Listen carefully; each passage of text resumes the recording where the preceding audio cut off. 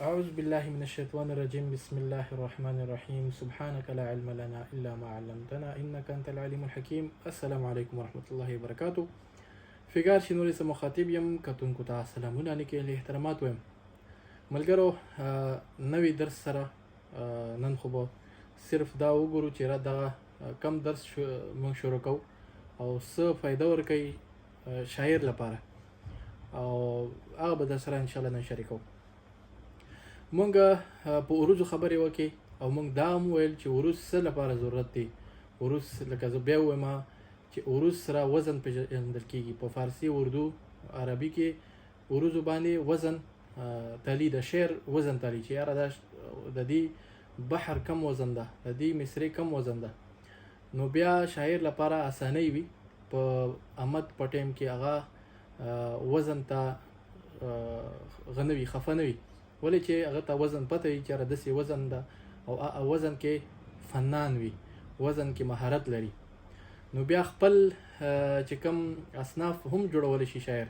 پښتو کې چې مخکې 180 ویل کېږي چې داسې دومره بحرونه وو، خو اوس چې وګورئ نو 24 یا 22 بحرونه چې کم دي هغه خلک پیژني، هغې نه سوا بحر څوک نه پیژني. وجه هم دغه ده چې عروضو پیمانه مونږ نه وه زده کړې. دویم دا خبره چې زه بار دا وایم چې دغه علمونه نوي نه دي، دا په شعر کې اول نه موجود وي، خو مسله داسې ده چې پوهان په وخت سره بیا ورته نومونه ورکي او نومونو سره بیا تعریفونه ورته جوړ کړي، نو ملګرو ته یا خلکو ته یې ورسوي. د دې لنډ اسان ساده مثال داسې ده چې یو کور جوړ شوی وي، 10 کمرې وي، پکې یو بیټک وي، نو د بیټک نوم ورته بیټک څنګه کېږدي چې بیا چاته وایي چې یاره بیټک ته لاړ شه نو بیټک وپېژني.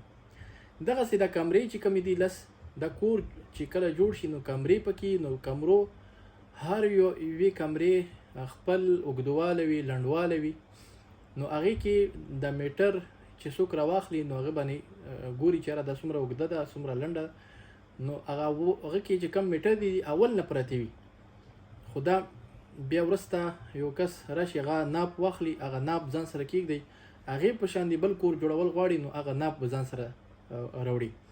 دغسې د شاعري هم دغسې ده چې د هر یو شعر کې خپل وزن وي، هر یو بحر خپل وزن وي، نو هغه بحر ناپ چې کوم ده په عروضو باندې لکه څنګه د کمرې ناپ مونږ په میټر واخلو، سانتو اخلو، دغسې دغه شعر وزن چې کوم ده دا مونږ په عروضو علم سره اخلو. نو شعر کې اول نه عروض موجود وي، پیمانه موجود وي. بیا دغسې د علوم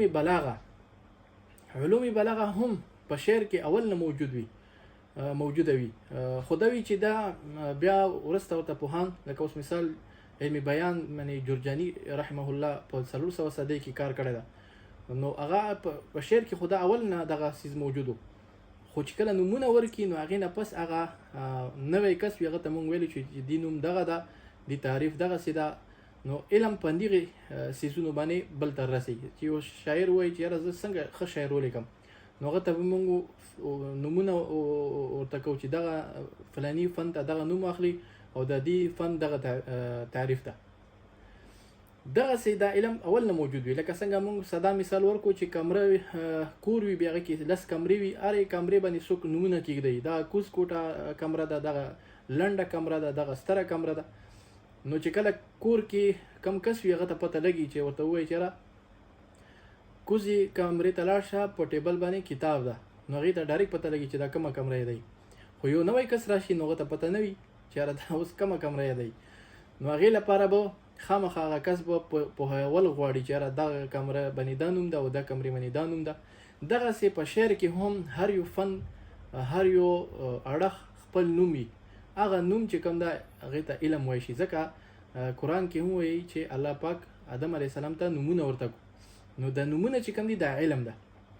نو دغه څیزونه چې کوم دي پوهانو په شعر کې هر یو فن، هر یو اړخ ته نومونه یې دي، هغې په وجه باندې یو شاګرد ته بیا مونږ ښیو چې یاره دې فن دغه نوم ده او دا داسې تعریف لري، دا داسې وي، نو هغې نه پس هغه به کمال حاصلوي. کله دا علم چې چا سره وي نو هغه نه پس په هغه په خپل آمد په وخت کې شعر سره کمال کوي. صحیح شوه. یعنی ضروري نه چې په دې علم کې به خامخا شعر لیکي، خو چې کله یو کس استاد وي نو هغې نه پس به هغه خپل آمد په ټایم کې خپل کلام کې به یقینا چې ښه کمال به کوي. ښه اوس کې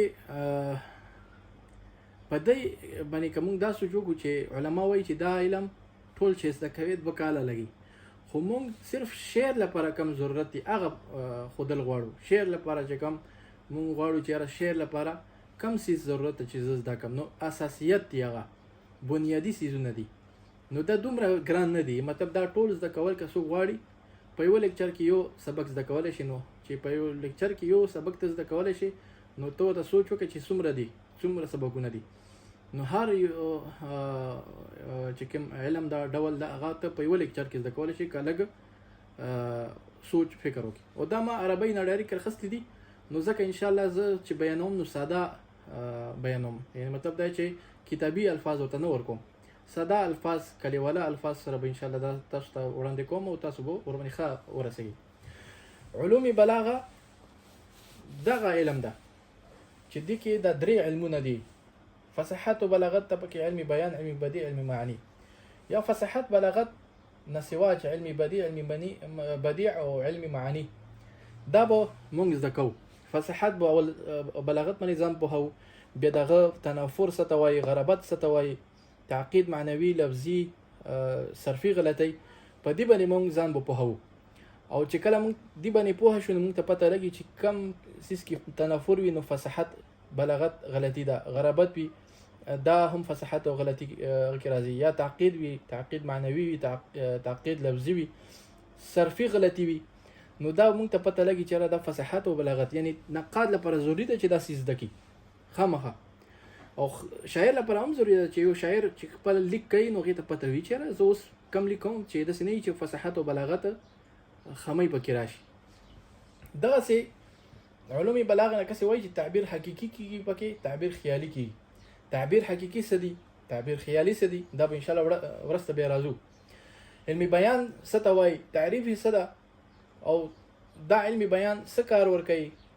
اصل کې دا علمي بیان تصویر کار ورکوي چې شاعر خیال جوړوي. خیال لکه اوس نن سبا چې یو شاعر څه ولیکي اوتې بوتې نو بیا وایي چې ما مطلب دغه و، دا مې مطلب و، دا مې نه و مطلب. نو هغې سره چې مونږ کینو نو مونږ به علمي بیان په دلالت سره هغې سره خبرې کوو چې علمي بیان کې ته تشبیه راوړې ده، استعاره راوړې ده، کنایه دې راوړې ده، مجاز مرسل دې راوړې ده، کم یو څیز راوړې ده چې ته وایي چې دې خبرې دغه مطلب ده. ولې چې علمي بیان دا هغه معنی ارادې ته سړی رسوي، چې کله معنی ارادې ته رسوي نو مونږ په هغه سره بحث کوو چې تا کم لیکلي دي، آیا صحیح لیکلي دي، الفاظ دې کم راوړي دي، دا اوتې بوتې دې راوړي، آیا هغه الفاظو کې معنا شته که نشته. نو هغه به مونږ په علمي بیان کې ورسره چیړو. بیا په تشبیهات ګورو، او تشبیهات خپل کوم اساسي تشبیهات دي هغه به مونږ زده کوو، لکه مفصله، مجمله، بلیغه، مؤکده، دا چې مفردي تشبیهات دي. داسې مرکب تشبیه چې کومې دي چې هغه تمثیلي ده او ضمني ده. داسې استعاره به زده کوو. استعاره کې به انشاءالله آسان کار کوو، صرف اساسي چیزونه چې مکنیه استعاره ده، تصریحیه یا مصرحه استعاره ده، زیات به که څوک زده کوي هغه به هم ورته وښیو. خیر دی.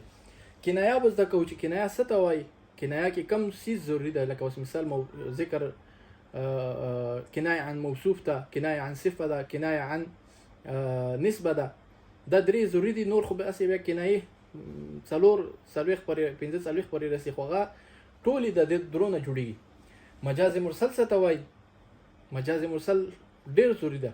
لکه اوس مثال څوک وایي چې یاره زه اوبه یو ګیلاس را باندې اوس که نو ګیلاس خو نشي څکلی، نو دی به مجاز مرسل علم د هغې سره مونږ ته پته لګي چې د دې څومره تعلقات دي، څه نه دي، هغه به مونږ زده کوو. داسې علمي بدیع ده چې علمي بدیع کې محسنات معنوي راځي، محسنات لفظي راځي، هغه به وګورو. ځینې ملګري صنعت ته وایي چې ګریمر غلطي ده، ځینې څیز داسې وي چې په علمي بدیع کې دا ټول فنون دي، هغه جوړونه دي چې هغې سره کلام کې اثر پیدا شي، خوند پیدا شي، او فنون دي که نه، دا ټول دا زده کول غواړي. علمي معنی هم ضروري ده چې دې کې اسالیب دي، اسلوبونه دي، توکید لکه اوس مونږ ورنه راخسته ده، یا ایجاز قصر، ایجاز حذف مونږ ورنه راخسته ده. داسې اتناب ورنه موږ راخسته، مساوات راخسته. صرف دغه چې زده شي هم ضروري ده، خاص کر ایجاز ډېر ضروري ده چې سړی وپېژني چې ایجاز څه ته وایي.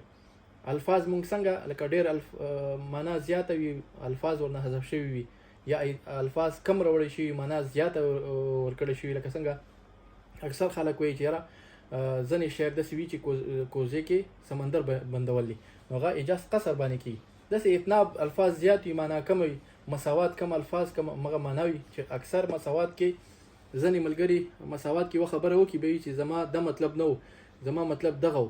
نو چې مساوات علم سره یې نو موږ ورته وایي چې تا خو څه ویلي مغه معنا ده، دې نه تشبیه ده، نه استعاره، نه کنایه ده، نه څه دي نه څه دي.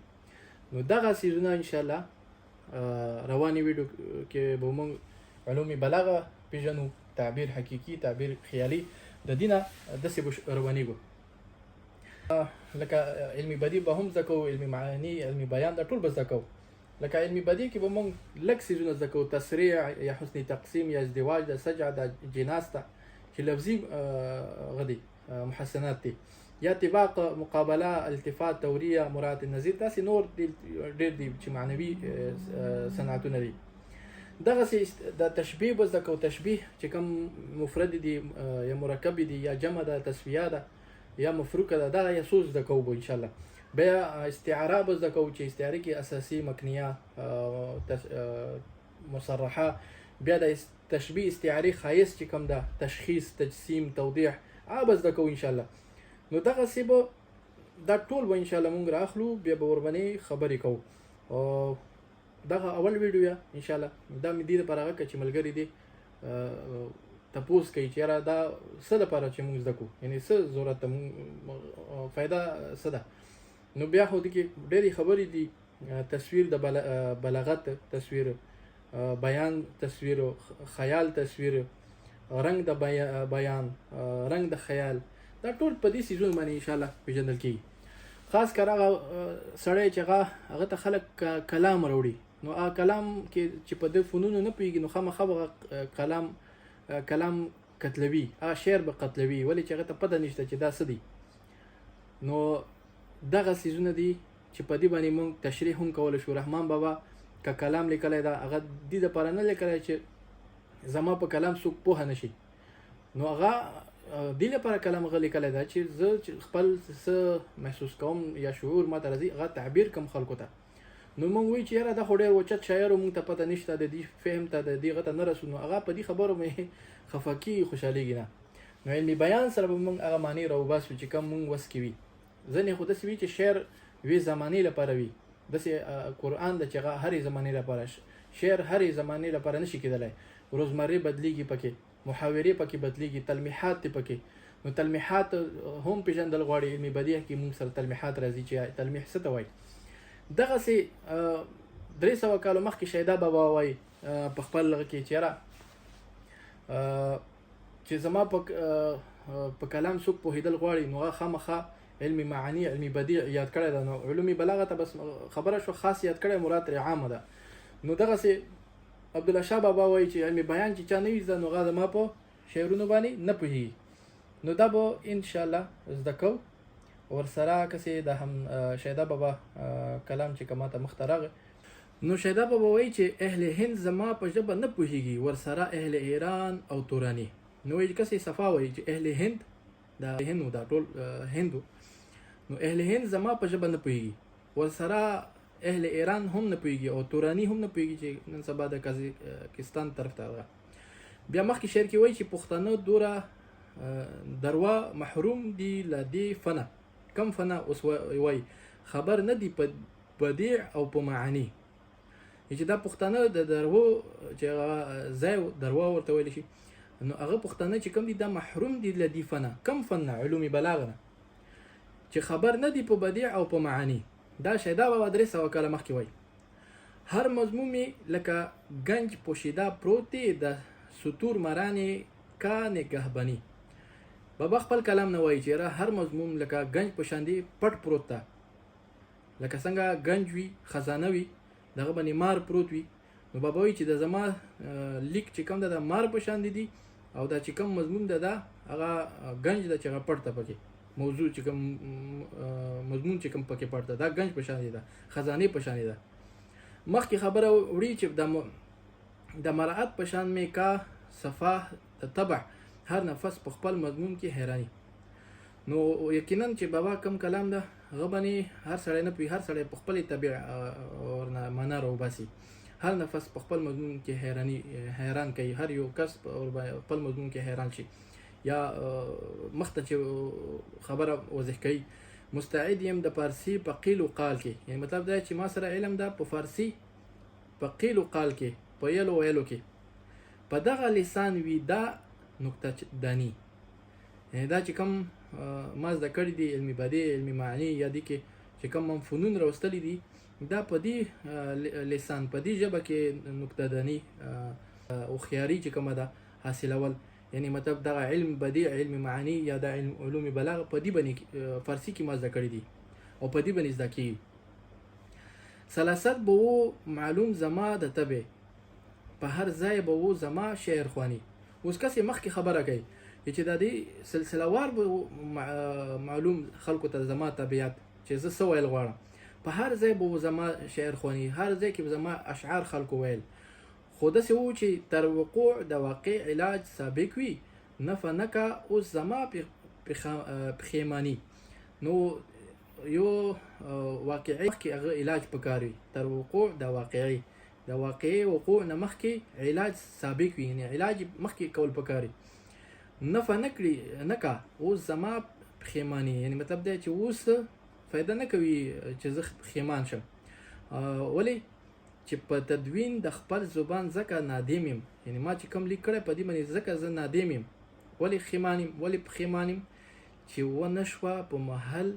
ګل افشانی چې و نشوه په خپل وخت کې د ګل څرګندواله یعنی خپل کلام کې کم مضمون ما پټ کړی د کم کړی دا نو دا ما څرګند نه په وخت باندې نو اوس په خپل لیک باندې خیمان یم احتمال بشي ساقط د فضولی کته وکړي د شیدا زبندري نو بابا خپل دعوت ورکړي کوي تا چې کم ستر رسیدل غواړي هغه ته ورسیږي خو وجه دغه ما کلام لپاره کم علم حاصلول ضروري دی غا بدیع او معنی ده یعنی علوم بلاغه هم دغه یادوي چې دی باندې ته پوه شي نو حاله به زما کلام باندې به ته پوهیږي او حاله به زما کلام نه به ته مضمون روباسي زما طبيع تبرسه او دا سیز ما په فارسی کې ذکر ده نو 300 کاله مخکې دا بابا وای نو عربیان که خبر شي چې را شاعر نن سبا پښتانه شعر نه معنا په اندازو راو باسي نو عربیان په خنده شي نو دا ان شاء الله اساسیت چې دا موږ زده کو نو موږ به ډېر پرمختګ وو او تاسو مرسته به ضرور راسره کوئ الله پامان